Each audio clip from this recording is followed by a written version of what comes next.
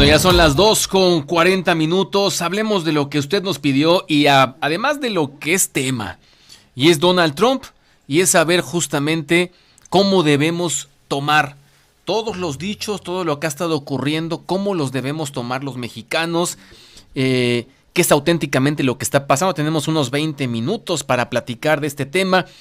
Vamos a escuchar cuando, después de jurar protesta como presidente de Estados Unidos, Donald Trump, en una ceremonia que fue distinta al interior del Capitolio, donde recibió la investidura, pues habló de varias cosas, ¿no? Firmó órdenes ejecutivas y demás, pero sobre todo con el tema de esta orden ejecutiva para declarar emergencia nacional en la frontera sur de los Estados Unidos. Además de que va a declarar, bueno, ya lo hizo a través de una orden ejecutiva, a los cárteles del crimen organizado en México como terroristas. Escuchemos parte de lo que dijo Trump.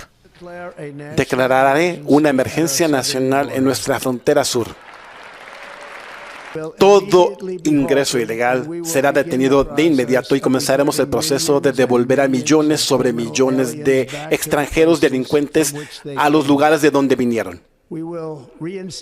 Reinstauraremos mi política Quédate en México. Acabaré con la práctica de captura y soltar. Y mandaré soldados a la frontera sur para rechazar la desastrosa invasión de nuestro país. Conforme a las órdenes que firme hoy, también se designará a los cárteles como organizaciones terroristas extranjeras. Oliva Noticias. Estas son dos de las órdenes ejecutivas que más nos llamaron la atención o que en el papel más nos involucran a los mexicanos. En la línea telefónica, qué bueno que nos toma la llamada, hemos platicado ya en otras ocasiones. Renata Zilli, especialista en economía política internacional. Renata, ¿cómo estás? Gusto en saludarte, buenas tardes. Buenas tardes, Alejandro, qué gusto saludarte a ti y a todo tu auditorio. Gracias, Renata. A ver, por supuesto que sí es un tema que hay que tomar y que hay que entenderlo. Te pregunto, ¿qué tan grave en verdad es el asunto? Es decir, primero, escuchamos muchos temas en medios, especialistas y demás, pero para todos los que nos escuchan en el estado de Veracruz, Renata, ¿qué tan serio es el tema después de lo que hemos escuchado? Bueno, yo creo que sí, definitivamente, o sea, en los primeros días de gobierno vamos a ver muchas acciones punitivas por parte del gobierno de Trump. O sea, él se comprometió a hacer lo que está haciendo con su electorado y es natural que quiera demostrar, ¿no?, que está cumpliendo con esas promesas de campaña, sobre todo en estos primeros 100 días que son cruciales para cualquier gobierno y marcan la pauta. Ya estamos viendo movilizaciones de algunas redadas, autorización para redadas, algunas deportaciones, y lo que comentas, esta declaración de seguridad, o sea, nacional, en la frontera, emergencia nacional, perdón, implica una movilización de las Fuerzas Armadas de Estados Unidos hacia los estados fronterizos, y bueno, definitivamente sí vamos a ver una movilización mucho más fuerte hacia estas fuerzas de seguridad, y pues con severas implicaciones para los mexicanos y otras nacionalidades, desde luego, que viven en Estados Unidos de manera indocumentada, pero también estamos viendo imágenes también desgarradoras de personas que estaban en trámite, ¿no?, que tenían en trámite ya pues el proceso de asilo, trámite de asilo, refugiados u otro tipo de migración. Estamos viendo que también han sido canceladas sus citas, y pues eso nos deja ver precisamente hacia dónde va el gobierno de Trump. Yo creo que no hay que tomarlo a la ligera. Hemos visto también una parte de la movilización del gobierno de México, creando algunos programas de emergencia y ayuda a todas las personas que puedan ser deportadas, porque, bueno, sí tenemos que estar preparados. Yo no tomaría a la ligera. Hay quienes comentan, ¿no?, pensamos, bueno, es que Trump a veces dice más de lo que realmente hace, pero yo creo que en este momento hay que recordar que viene por segunda ocasión a la presidencia, ya conoce las herramientas con las que puede actuar, y seguramente pues viene también además con mucha mayor legitimidad para aplicar este tipo de medidas por parte de, como resultado de la votación electoral que le favoreció tanto el voto popular como el colegio electoral. Entonces él tiene este compromiso, por así decirlo, para demostrar, ¿no?, un poquito desgarrador, ¿no? Desde mi punto de vista, todo porque estamos tratando de vidas humanas. Sin embargo, pues creo que como país tenemos que estar muy preparados y también ser pues con una política muy humana, sobre todo para recibir a todos estas personas que tengan que sean deportadas, pero desde luego también hay algunos programas que también el gobierno mexicano debe poner mayor énfasis y pues negociar con Estados Unidos, como el programa llamado de Quédate en México, ¿no? Que Estados Unidos quiere buscar que todas las personas de la nacionalidad que sea, pues esperen su trámite migratorio del lado mexicano, y eso también le pone mucha presión a nuestros gobiernos y sobre todo a las ciudades fronterizas, ¿no? Pensemos que la frontera es casi otro contexto completamente, y las ciudades fronterizas tienen, pues seguramente tendrán varios impactos en sus economías ante estas medidas. Oye, Renata, a ver, te pregunto, Renata Silli, especialista en economía internacional, Trump, ¿lo ves un Trump distinto al primer Trump? O sea, al Trump cuando fue por primera vez presidente de Estados Unidos, Trump lo ves más enérgico, no sé, más bélico, reloaded, como decían algunos. ¿Cómo lo observas? ¿Se ve distinto Trump?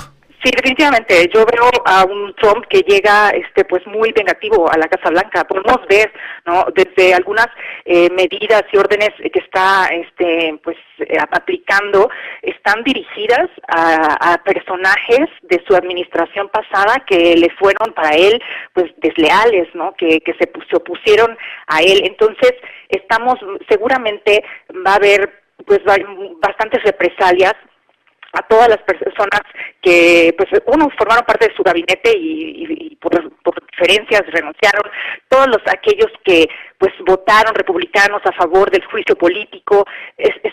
No nos debe caer ninguna duda que Trump viene ya con una lista de pendientes sobre quién va, y también me llamó, por ejemplo, mucho la atención que antes de dejar la presidencia, el presidente saliente Joe Biden firmó también una serie de indultos a personajes clave que se llaman indultos preventivos, ¿no? Todavía no hay un juicio contra esas personas, pero por si acaso, y entre ellos está Anthony Fauci, que fue quien dirigió los esfuerzos del CDC para la pandemia, para contrarrestar los efectos de la pandemia, y Liz Cheney, ¿no? También hija de Dick Cheney, el vicepresidente de George Bush, pero quien fue la principal opositora a Trump del Partido Republicano. Entonces eso ya no lo estamos viendo. Entonces quiere decir que también al interior del Partido Republicano ya estamos viendo puros leales a Trump, y eso también le permite mucho mayor manejo sobre las dos cámaras para impulsar su agenda. Y recordemos que no solamente está la mayoría en el Congreso y en el Senado republicano, pero también hay una corte, la Suprema Corte de Justicia, con la mayoría de jueces también de derecha, de corte de derecha, y entonces estamos viendo este giro en Estados Unidos hacia, derecha, ultraderecha, que fortalece y le da legitimidad a la agenda que quisiera impulsar Trump. Y además, el hecho de que sea la segunda vez, como decía hace un momento, en la presidencia, pues ya conoce los canales gubernamentales. Al principio teníamos un Trump inexperto en la administración pasada que decía barbaridades, seguirá diciéndolas, eso sí, no hay ninguna duda. Sin embargo, ya se conoce los mecanismos y sabe dónde presionar y cómo actuar. Entonces, eso tenemos que tener muy presente, y sí, yo creo que es, como dicen los politólogos, un animal político distinto en esta ocasión. Exacto, es un animal político distinto. A ver, Renata, ¿quién puede negociar con Trump? Por supuesto que es interesante la forma en la que la presidenta Sheinbaum, junto con su equipo, yo he escrito ahí en el Heraldo de México todos los miércoles sobre algunos temas, cuando así tengo la información, de cómo se pretende o cómo se le está respondiendo a Trump y demás desde la Secretaría de Economía y desde la Cancillería. Pero te pregunto, Renata, ¿quiénes pueden negociar con Trump? O sea, me queda claro que tiene su equipo Sheinbaum, Ebrard es un tipo que ha estado cercano a Trump, aunque eso no es garantía de algo, el canciller Juan Ramón de la Fuente tampoco es a lo mejor mucho de la simpatía de Trump, pareciera, pero ¿quiénes pueden negociar con Trump? O sea, aflojarlo un poquito, no creo que avancen mucho, pero aflojarlo un poquito. ¿Gente al interior del actual gobierno o gente externa, como también se ha manejado? Sí, bueno, creo que la cooperación con Estados Unidos tiene muchísimas capas y muchísimos niveles, ¿no? O sea, desde los que los policías de frontera, ¿no? Desde los cónsules, a nivel estatal, hay asociaciones que agrupan también a los gobernadores de los estados fronterizos. Después también está otro nivel, ¿no? A nivel, pues, agencias, dependencias del gobierno, otro nivel a nivel secretarios de Estado y como mencionas, ya a nivel de presidente, y creo que lo que se comenta en los medios es que no tenemos ese derecho de picaporte, ¿no? Que se tenía en la administración pasada, se presume, ¿no? Que se tenía una línea directa con Trump, con su equipo, con su yerno, con Jared Kushner, y se comenta que quizá eso estamos en desventaja en esta ocasión. Sin embargo, pues a pesar de que sea esta desventaja, yo le veo la estructura robusta institucional que te comento, que creo que a diferencia de otros países del mundo, el tenerlos aquí cerca, estar compartiendo problemas conjuntos, nos hace conocer cómo opera la dinámica binacional del día a día, y finalmente pues tendrán que ponerse de acuerdo, ¿no? Los equipos, y no es una tarea fácil, para ningún gobierno, ni para el de Claudia, ni para el de Canadá, ni para Europa. Entonces, creo que lo particular de Trump es que ya seas aliado o enemigo, el trato es más o menos igual, ¿no? Entonces, yo creo más bien que el gobierno de México no debe jugar la carta confrontativa, si eso me permites sugerir, comentar, más allá de quién. Creo que se tiene que ir, se tiene que ser muy inteligente en este sentido, y yo creo que a veces tenemos, los gobiernos en México tienen pues la particularidad de querer jugarle al nacionalista y hacerle frente, y quererle corregir la plana al presidente Trump, y que no, si el Golfo y estas cosas. Sin embargo, yo creo que hay que ir un paso más adelante, ser todavía más formales, más y ampararnos en lo que lo que debemos hacer, que es el derecho que nos rige, y que es el Tratado de Libre Comercio entre México, Estados Unidos y Canadá, y debemos pues apelar a que cualquier violación que esté fuera del marco institucional, pues que se tenga que dirimir en los paneles y en los mecanismos de solución de diferencias que existen institucionales, ¿no? Debemos jugar el juego institucional y no jugar al juego de palabras y dimes y diretes. Exacto, no entrarle a ese juego de dimes y diretes que tanto le gusta a Trump y que además lo sabe manejar muy bien. Escuchemos a Raquel López Portillo, también internacionalista, platicamos con ella durante la semana, punto de vista sobre la labor de conciliación entre México y Estados Unidos. Escuchemos a Raquel López Portillo. Realmente no ha habido tanta comunicación, sobre todo previa a esta toma de protesta, y creo que esto es grave, sobre todo con estos plazos que está fijando Donald Trump, por ejemplo, siendo el primero al 1 de febrero para poder subir los aranceles al 25%. Entonces creo que habrá que ver con qué figura se puede hablar, ¿no? Recordemos que al final Marcelo Ebrard no queda tan bien parado dentro del equipo con todo lo que se dijo, sobre todo con su relación con Mike Pompeo, de cómo se dio también con el tema de aranceles. Y lo que se habla también, y creo que hay cierta parte de razón, es el nivel de conexiones o de contactos que tiene la administración de Claudia Sheinbaum. Quizás no han llegado todavía tan alto como en previas administraciones de nuestro país, y eso lo hace un poco complicado. Oliva Noticias. Te pregunto, Renata Sili, sobre este tema. El 1 de febrero, de manera presunta, entrarían en vigor los duros aranceles del 25% a los productos mexicanos y canadienses que ingresen a Estados Unidos. ¿Crees que esto ocurra? ¿Cómo observas el panorama, o crees también que es una de las cartas de Trump para ir negociando en los próximos días? Estamos a nada del 1 de febrero. Sí, bueno, por supuesto, que es una carta de negociación. Trump utiliza este tipo de acciones coercitivas para presionar a todos los países de los que quiere obtener algo a cambio, ¿no? Como la figura un negociador, y esto es la imposición de 25% de aranceles a México y también a Canadá el 1 de febrero, pues yo creo que es una amenaza real. No sabemos todavía qué tipo de aranceles a qué industrias. Hasta el momento se espera un arancel generalizado, o sea, todas las importaciones provenientes de México, lo cual generaría bastantes problemas económicos para México, pero también para Estados Unidos. Entonces, los especialistas comentábamos que sería un balazo en el pie, ¿no? Para Estados Unidos, porque nuestras cadenas productivas están integradas. Entonces, los bienes que se le importan de México, pues también impactarían en los insumos, en los precios de los productos en Estados Unidos.